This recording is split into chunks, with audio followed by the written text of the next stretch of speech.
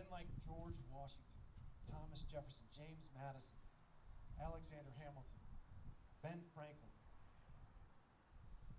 wrote that document, and it changed the world because that spark then became a flame, and that flame became a boom, and a fire, and an inferno.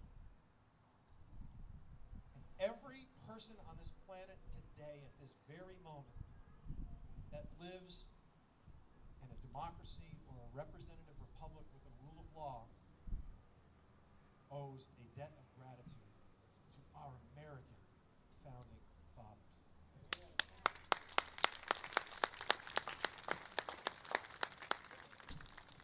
And if you are here, you realize something, that this is a government of, by, and for the people. The United States is the greatest country history has ever known, and we are a net positive for humankind. We need to preserve and protect and defend her. Because, ladies and gentlemen, Lady Liberty is worth fighting for. Thank you so much. God bless you all. Woo! And we're going to fire Nancy Pelosi, and we're going to evict Joe Biden and get a patriot in the White House for our children, so everyone will know hundreds of years from now that the United States' best days have yet to be counted. Woo! Give him another big round of applause. You asked for it. We had to bring the encore because we didn't bring enough applause. So, Congressman, thank you. We are fortunate and we are blessed to have you serving in that clown show that is. That, of course, is Congressman Pat Fallon, who's doing a bang-up job in Washington and doing a great job of representing the people of Rockwall County and of course this the entire congressional district. I've been gone a lot, so haven't been able to broadcast, but he wants to be back on the show, and we're going to get him back on the show as soon as possible, and looking forward to doing that.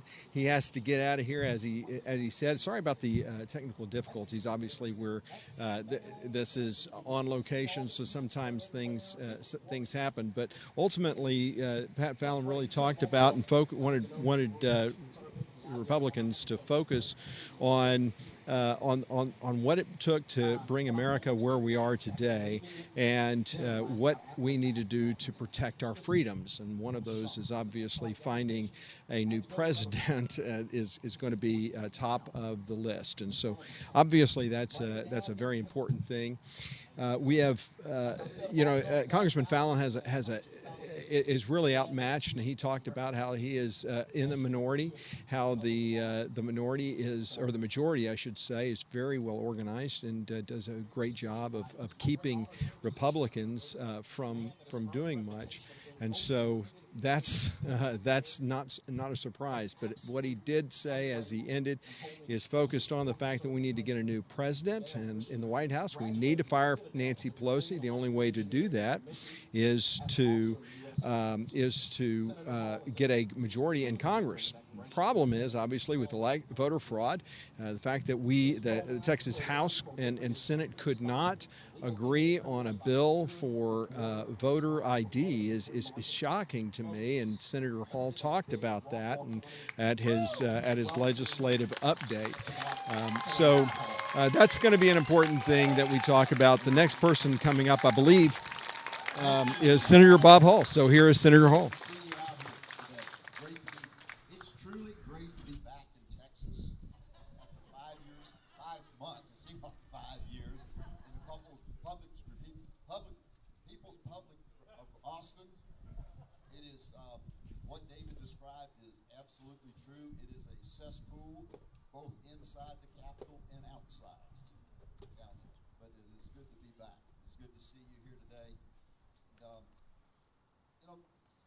We are where we are in the state and the nation because we've allowed us to get there. We only get what we tolerate.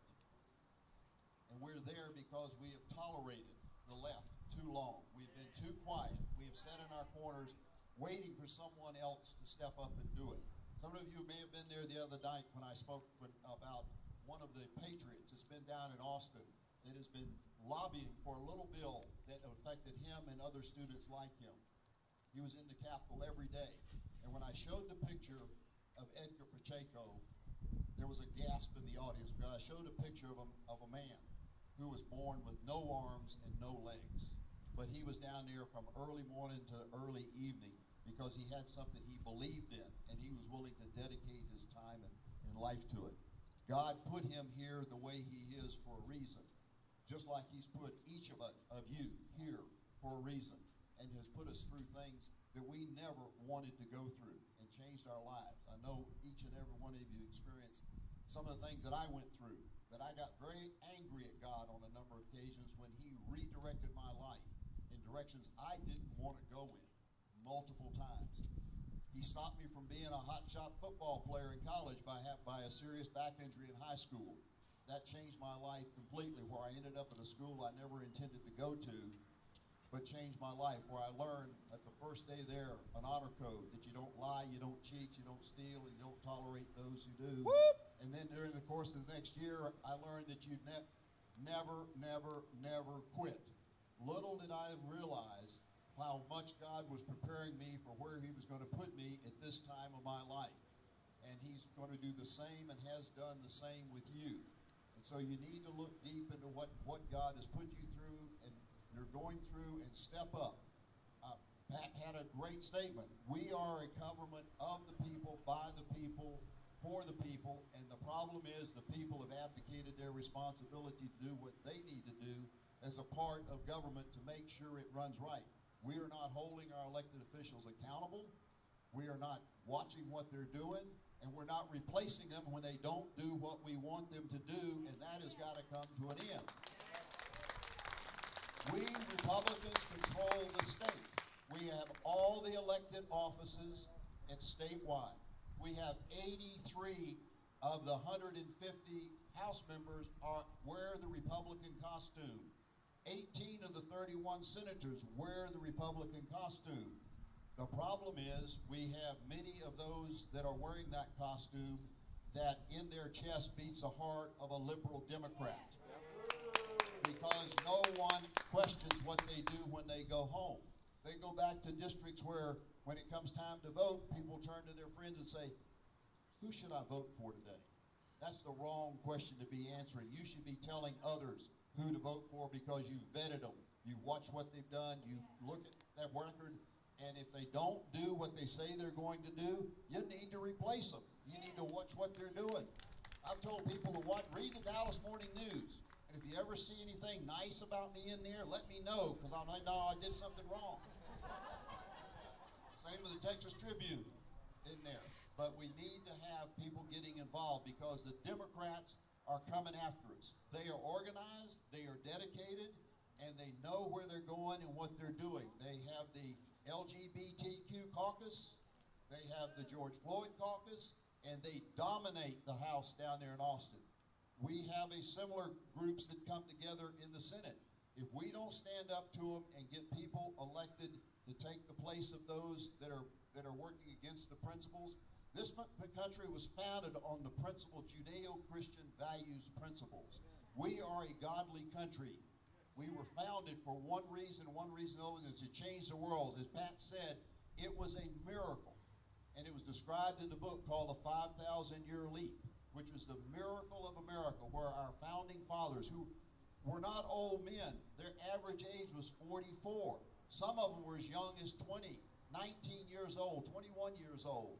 But they reached back over 5,000 years of republics, picked the best parts of each one and molded them together into a constitution that is of the people, by the people, and for the people, with an incredible government that rose from the bottom up, not from the point of a sword. And we have an obligation to our children and our grandchildren to maintain the framework of liberty that they established for it. Our government is there to protect individual liberties, not to provide free stuff. It is there to protect our borders and protect us against those who would change our way of life, whether they come from the outside or the inside. Because the Democrats, they are anti-God, anti-gun, anti-free enterprise, anti-life, and everything that we hold of value. But if we don't stand up and fight and work like they do, we are going to lose it.